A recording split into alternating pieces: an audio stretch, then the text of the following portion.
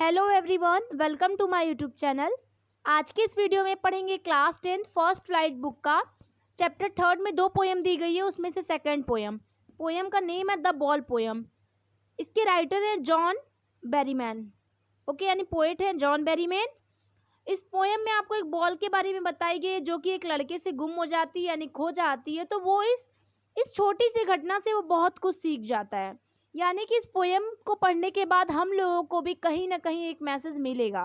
ठीक है, तो पोएम तो एक लड़के को माध्यम बना के लिखी गई है, लेकिन इसका सेंस बहुत गहरा है। स्टार्ट करते हैं पोएम। फर्स्ट स्टैंजा है कि what is the boy now who has lost his ball, what is he to do, I saw it go. यानी कि पोएट कह रहे हैं कि लड़का who has lost his ball, जिसने अपनी बॉल खोई है, वो लड़का कैसा है, यानी अब उसकी स्थिति क्या है। बॉल को खोने के बाद वो कैसा फील कर रहा है, उसकी क्या हालत है। पोएट उसको देख रहे हैं और अब वो ये भी देखना चाहते हैं कि बॉल को खोने के बाद वो लड़का क्या करता है। Merrily bouncing down the street and then merrily over there it is in the water. Poet कह रहे हैं कि मैंने देखा कि मैरीली बाउंसिंग, यानी कि जो बॉल है यहाँ बाउंसिंग होगा, तो ये जो बॉल है वो बहुत हैप्पी होके, लड़का बहुत हैप्पी होके खेल रहा था, उसको बार बार बाउंस कर रहा था, यानी उछाल उछाल कर खेल रहा था। तब तक बॉल उसके हाथ से छूट करके स्ट्रीट यानी गली की तरफ जाने लगती है। उसके बाद वो एक वाटर बॉडी में गिर जाती है, यानी कि बॉल जहाँ पे थोड़ा कुछ पानी इकट्ठा हुआ है वहां पे जाके बॉल गिर जाती है, यानी खो जाती है बॉल पानी में जा करके। लड़का अब उसी बॉल को देख रहा है कि उसकी पानी में बॉल गुम हो चुकी है। आगे no use to say O there are other ball. Poet कह रहा है ये कहने की जरूरत नहीं है कि दूसरी बॉल भी आपके पास है, या फिर दूसरी बॉल आप खरीद सकते हो, ज्यादा महंगी बॉल नहीं मिलती है, आप दूसरी बॉल खरीद सकते हो। पोएट को ये चीज फालतू लग रही है, क्योंकि बच्चे जब रोते हैं तो लोग चुप कराने के लिए कोई और बॉल या फिर जो उनका खोया रहता है वो दे देते हैं, लेकिन पोएट को ये सब यहाँ पे फालतू लग रहा है। वो सोच रहे हैं कि जब लड़का दुखी होगा तो कुछ न कुछ सीखेगा, इसलिए वो सिर्फ चुपचाप देख रहे हैं। फिर है कि an ultimate shaking grief fixes the boy as he stands rigid trembling staring down all his young day into the harbour where his ball went. Poet कह रहे हैं कि अब वो लड़का बहुत ज़्यादा दुख होता चला जा रहा है, लगातार अपनी बॉल को देख रहा है कि यही बॉल थी, मैंने इससे छोटे में बहुत खेला करता था मैं। और वो लड़का एकदम कठोर दिल का हो रहा है, यानी अब वो एकदम बहुत ज़्यादा दुखी है, कांप रहा है, स्टेरिंग डाउन और नीचे की तरफ देख रहा है। ठीक है, टर्म्बलिंग मतलब होता है कांप रहा है, तो लड़का कांप रहा है, एकदम कठोर दिल का हो गया है, बहुत ज़्यादा ग्रीफ में हो गया, दुखी में हो गया है। अब वो लड़के की हालत कोई राइट करके यहाँ बता नहीं सकता कि लड़का वो बॉल के खो जाने पे कितना दुखी है। लड़के को ये भी पता है कि नेक्स्ट बॉल आ सकती है, बहुत ज़्यादा महंगी नहीं है, मेरे पास दूसरी बॉल भी है, ये सब पता होने के बावजूद भी वो लड़का दुखी है। क्योंकि हार्बर मतलब जहाँ पे एरोप्लेन का हार्बर होता है, बंदरगाह होता है, इसका मतलब वहाँ पे इसकी बॉल खोई हुई है। वाटर में तो गिरी है लेकिन हार्बर के पास। तो वो लड़का अपने यंग डे यानी कि पिछले जितने बीते हुए दिनों को वो याद कर रहा है। I would not intrude on him. Poet कह रहे हैं कि मैं नहीं चाहता हूँ कि उसके इस दुख में दखल दूँ, यानी कि उसको बहला फुसला के चुप करा दूँ, शांत करा दूँ, उसके दुखों को मिटा दूँ, मैं ये नहीं चाहता। और एक्चुअली वो लड़का इसलिए दुखी होता है क्योंकि आप लोग समझ सकते हैं कि वो लड़का अगर छोटे से एक ही बॉल से खेलता चला रहा है तो उसकी सारी खुशियाँ उसी से अटैच होगी। ठीक है, तो अगर वो बॉल मिल भी अगर कोई दूसरी बॉल उसको खरीद के दे भी देगा तो बहुत ज़्यादा टाइम अगर वो स्पेंड किया है तो पुरानी बॉल के साथ, ठीक है, तो पुराने लोग ज़्यादा याद आते हैं। इस वजह से पुराने पास्ट डे को याद करके काफ़ी दुखी है कि मैं इस बॉल के साथ कभी खेला करता था। इसका यहाँ पे सेंस ये है। A dime, another ball is worthless. Now his senses first responsibilities. देखिए यहाँ डाइम मतलब जैसे कि डाइम एक किसी प्लेस की करेंसी हो सकती है। एक डाइम में 10 सेंट होते हैं, जैसे यहाँ पे पैसा होता है, रुपया होता है, वैसे ही कहीं डाइम करेंसी चलती है। ठीक है, तो ये करेंसी है।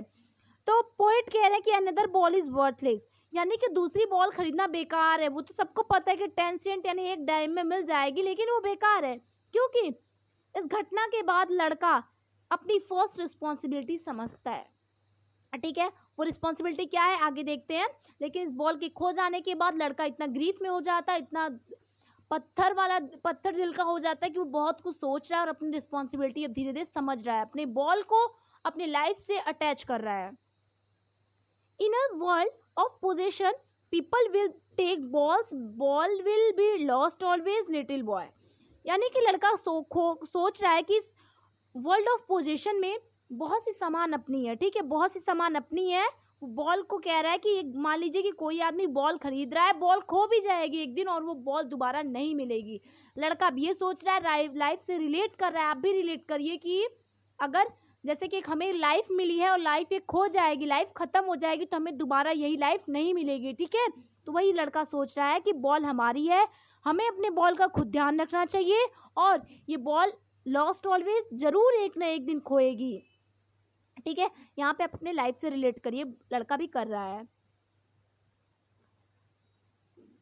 फिर and no one buy ball back, और लड़का ये भी कह रहा है कि कोई दोबारा बॉल को खरीद नहीं सकता। मनी इज एक्सटर्नल, मनी तो अलग बात है, मनी एक मटेरियल चीज है, आप उससे मटेरियल खरीद सकते हो, थिंग्स खरीद सकते हो, किसी का दिया हुआ प्यार नहीं खरीद सकते। आपकी जो खुशियां किसी से जुड़ी हुई हैं वो आप पैसे से नहीं खरीद सकते।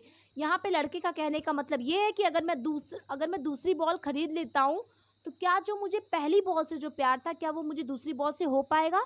बिल्कुल नहीं हो पाएगा। इसलिए लड़का कह रहा है कि लाइफ हमें एक बार मिली है, वो भी खत्म हो जाएगी उसी तरह, और कोई इस लाइफ को दोबारा पैसे से खरीद नहीं पाएगा। यानी देखिए कितनी बड़ी बात एक छोटा सा लड़का एक बॉल के खो जाने पे सोच रहा है, यानी समझ रहा है। He is learning well behind the desperate eyes, वो अपनी निराशा भरी आंखों से देख रहा है और समझ रहा है और सोच रहा है। The epistemology of loss, how to stand up. लड़का इपिस्टिमोलॉजी मतलब होता है नॉलेज, जैसे कि किसी चीज़ के खो जाने के पीछे क्या नॉलेज उसको मिल रहा है, वो ये सोच रहा है कि कोई भी प्रॉब्लम आएगी, हाउ टू स्टैंड अप, यानी कि हम उस प्रॉब्लम से कैसे लड़ेंगे और कैसे खड़े होंगे अपने पुराने वाले मतलब खुश मूड में हम कब हो जाएंगे, कैसे होंगे, इसका अब उसको ज्ञान हो रहा है कि हर चीज़ एक ना एक दिन खोएगी, हमें उसको लेकर के बैठना नहीं है, हमें अपने कंडीशन से ऊपर आना पड़ेगा। knowing what every man must one day know and must know many days how to stand up। लड़का कह रहा है कि ये बात एक ना एक दिन सब समझ जाएगा। everyone must one day, हर एक पर्सन एक ना एक दिन समझ जाएगा कि हर एक चीज़ आई है तो कभी ना कभी ज़रूर जाएगी, और उस चीज़ से अगर आपकी खुशियाँ बहुत ज़्यादा जुड़ी है तो आप ज़्यादा निराश न होइए, आपको फिर से अपनी लाइफ तो जीना पड़ेगा ही उस सामान के बिना, ठीक है। और कह रहा है कि मोस्ट नो मेनी डेज, कुछ लोग बाद में जान जाएंगे, कुछ लोग इस बात को जान चुके हैं, कुछ लोग इस बात को जान रहे हैं कि कोई भी मुसीबत आए हमें कैसे हाउ टू स्टैंड अप, यानी हमें कैसे खड़ा होना है उस कंडीशन को भुला करके, ठीक है। ओवरऑल इस पोएट का नाम फिर बोल दे रही हूँ, जॉन बेरीमैन। यानी कि जॉन बेरीमैन आपको बताना चाहते हैं कि आपके पैसा कोई बड़ी बात नहीं है, लेकिन आप पैसे से हर एक चीज़ नहीं खरीद सकते, आपकी हर एक चीज़ टेम्पोरेरी है, आई है तो जाएगी भी, तो किसी के आने और जाने से आप अपने लाइफ को डिस्ट्रॉय नहीं कीजिए, अपना वर्क स्मूथली करते रहिए। क्योंकि इस लड़के की बॉल खो जाती है, इसकी बहुत सारी खुशियाँ जुड़ी होती है, लेकिन वो निराश होने के बाद कुछ ना कुछ सीख लेता है, ठीक है। सीखने के बाद वो अपना फिर से अपना वर्क करने लगता है। तो पोएम तो एक बॉल और एक बॉय को एक मीडियम बना करके लिखी गई थी, लेकिन इसका मीन्स बहुत डीपली था। तो आई होप आपको समझ में आया होगा ये पोएम। तो मिलते हैं नेक्स्ट वीडियो में, तब तक के लिए बाय।